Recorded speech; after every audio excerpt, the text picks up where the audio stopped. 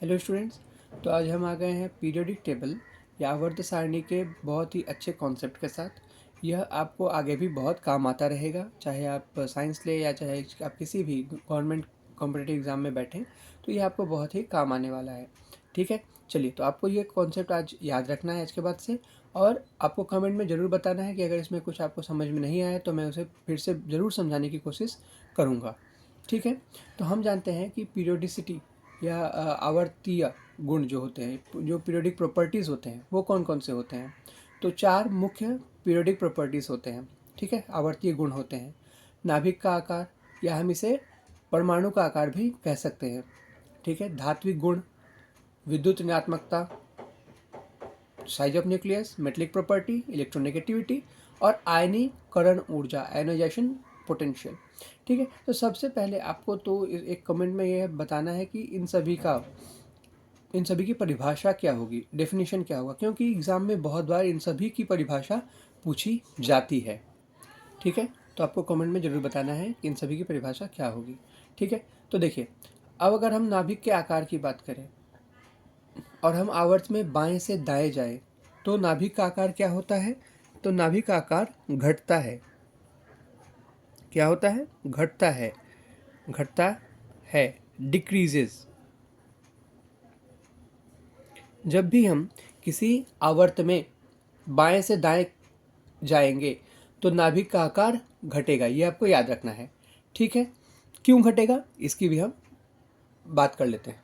तो देखिए, जब भी हम किसी आवर्त में बाएं से दाएं जाते हैं तो क्या होता है कि उसमें नंबर ऑफ शेल, यानी कि कक्षों की संख्या समान होती है। यानी कि अगर हमारा न्यूक्लियस है जिसमें प्रोटॉन और न्यूट्रॉन होते हैं, तो उसके बाद अगर कक्षों की संख्या 1 थी या 2 थी, तो वह आवर्त में बाएं से दाएं जाने पर समान रहने वाला है। बस उसमें बढ़ेगा क्या? उसमें जो बढ़ेगा वह है अंतिम कक्ष में इलेक्ट्रॉनों की संख्या। पहले वर्ग में यह 1 होगा, दूसरे वर्ग में 2, और इस प्रकार बढ़ता जाएगा। तो इससे होता क्या है कि आप देखिए, नाभिक में प्रोटॉन की संख्या और अंतिम कक्ष में इलेक्ट्रॉन की संख्या, इन दोनों में ही वृद्धि होगी। इससे इन दोनों के बीच का आकर्षण बढ़ेगा और इससे एक स्ट्रेचिंग फोर्स, एक अट्रैक्शन फोर्स ज़्यादा लगेगा, जिससे जो नाभिक का आकार है वह धीरे धीरे खींचकर छोटा होता जाएगा।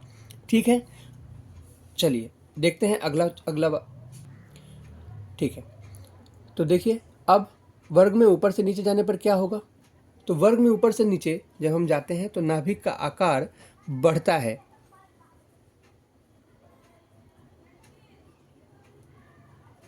ठीक है, इंक्रीजेस।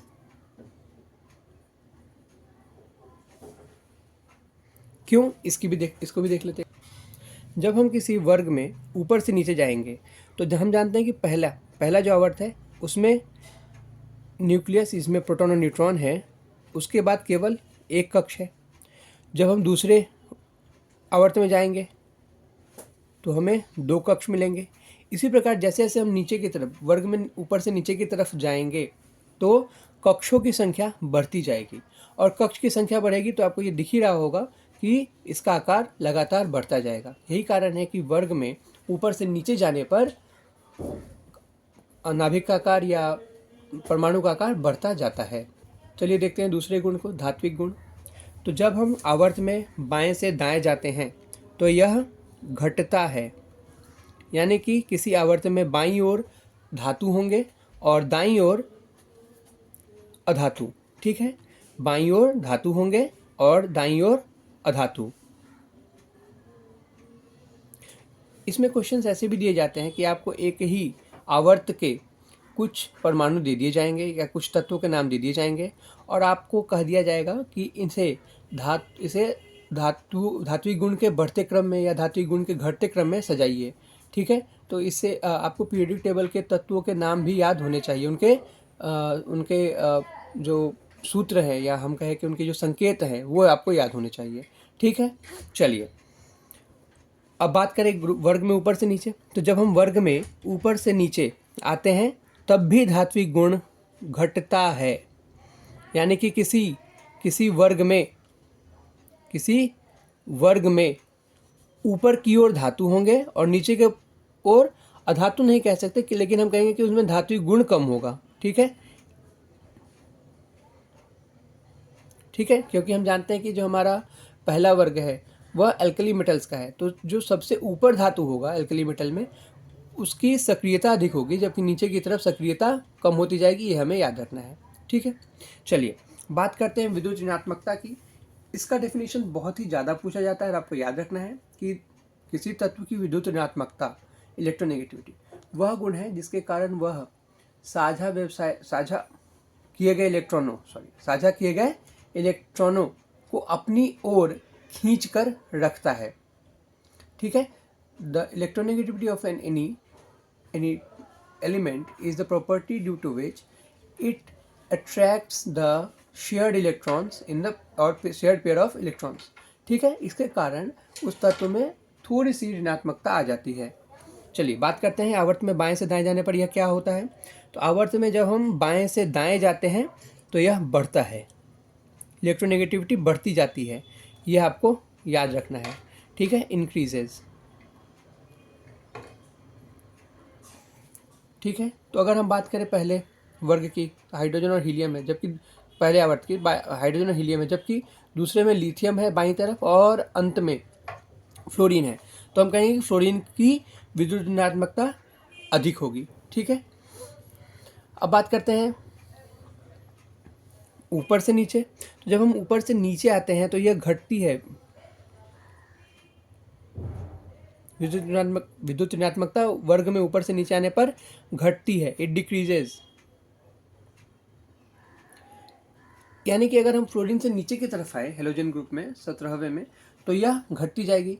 इस प्रकार अगर आपसे यह क्वेश्चन भी पूछा जाए कि पीरियोडिक टेबल में, आवर्त सारणी में सबसे ज़्यादा इलेक्ट्रोनेगेटिव एलिमेंट कौन है, तो उसका आंसर होगा फ्लोरीन, क्योंकि फ्लोरीन की विद्युत ऋणात्मकता सभी तत्वों से सबसे ज़्यादा होती है, ये आपको याद रखना है।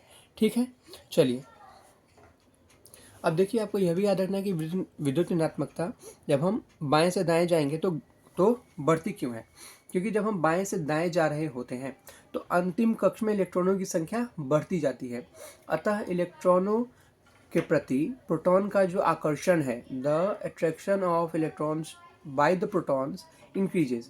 यही कारण है कि जब ये साझा इलेक्ट्रॉन का साझा करते हैं, they share the electrons, then proton electrons को ज़्यादा आकर्षण बल से खींचते हैं। यही कारण है कि शेयर किए गए इलेक्ट्रॉन ज़्यादा खींच जाते हैं, यही है, इसी कारण से विद्युत ऋणात्मकता बढ़ जाती है। जबकि जब हम ऊपर से नीचे वर्ग में ऊपर से नीचे आते हैं तो किसी भी तत्व के कक्ष की संख्या बढ़ती जाती है, अतः अंतिम कक्ष के इलेक्ट्रॉनों से प्रोटॉन की दूरी बढ़ती जाती है। यही कारण है कि जब उस समय इलेक्ट्रॉन साझा किए जाते हैं तो उस समय जो आकर्षण बल होता है वह दूरी के बढ़ने के कारण कम हो जाता है। यही कारण है कि जब हम वर्ग में ऊपर से नीचे जाते हैं तो विद्युत ऋणात्मकता घटती जाती है, ये आपको याद रखना है। चलिए बात करते हैं आयनीकरण ऊर्जा की। आयनीकरण ऊर्जा किसे कहते हैं? आयनीकरण ऊर्जा का वह मान है जो हमें किसी तत्व को आयन में परिवर्तित करने के लिए देना पड़ेगा। ठीक है, ionisation potentially ionisation energy is the amount of energy which is required to be given to any element to convert its one atom to ion. ठीक है, तो आयनीकरण ऊर्जा जब हम आवर्त में बाएं से दाएं जाते हैं तो बढ़ती है। ठीक है, ये आपको याद रखना होगा, यहाँ भी बढ़ती है। ठीक है, इंक्रीजेज। अब देखिए ये ऐसा क्यों होता है, जब हम किसी आवर्त में बाएं से दाएं जा रहे होते हैं तो अंतिम कक्ष में इलेक्ट्रॉनों की संख्या बढ़ती जाती है। तो अगर अंतिम कक्ष में एक इलेक्ट्रॉन है तो उसे अगर हम आयन में बदलना चाहते हैं तो वो इलेक्ट्रॉन हमें त्याग करना होगा। तो इलेक्ट्रॉन त्याग करने के लिए ऊर्जा का जो मान दिया जाएगा वो सिर्फ केवल एक इलेक्ट्रॉन को देना पड़ेगा। लेकिन जैसे ही हम दूसरे वर्ग में जाएंगे यानी आवर्त में बाएं से दाएं जाएंगे तो अब हमें 2 इलेक्ट्रॉन को बाहर निकालने के लिए ऊर्जा देनी पड़ेगी, इसलिए ऊर्जा का मान बढ़ेगा, यानी आयनीकरण ऊर्जा का मान बढ़ेगा।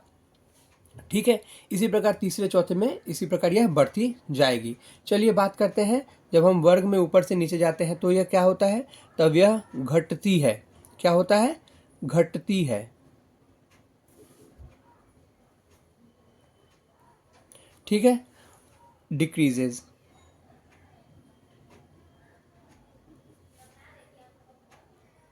चलिए बात कर लेते हैं ये घटती क्यों है। तो जब हम किसी वर्ग में ऊपर से नीचे जाते हैं तो अंतिम कक्ष जो हमारे कक्ष की संख्या है वह बढ़ती जाती है। तो जब अंतिम कक्ष की संख्या बढ़ जाएगी तो इलेक्ट्रॉन के ऊपर प्रोटॉन का जो आकर्षण है अभी हमने देखा था वह घटता जाता है। तो अब वह जो अंतिम कक्ष का इलेक्ट्रॉन कम ऊर्जा के साथ बंधा हुआ है, वह उसे बाहर निकालने के लिए हमें कम ऊर्जा देनी पड़ेगी। यही कारण है कि जब हम वर्ग में ऊपर से नीचे जाते हैं तो आयनीकरण ऊर्जा घटती जाती है। आप इसका स्क्रीनशॉट ले लीजिए और इसे ज़रूर याद रखिए। कम से कम MCQ fill in the blanks या ट्रू फॉल्स में इसका आंसर आपका गलत नहीं होना चाहिए।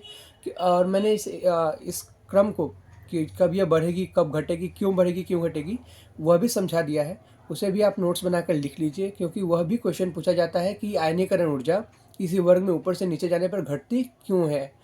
Y ionization potential of any element decreases when we go in a group from top to bottom। तो ठीक है, तो ये भी आपको याद रखना होगा, उसको आपको एक्सप्लेन करके भी आंसर लिखना होगा। हालांकि केवल MCQ के लिए भी यह काफ़ी है, ये आप याद रखिए। ठीक है, चलिए।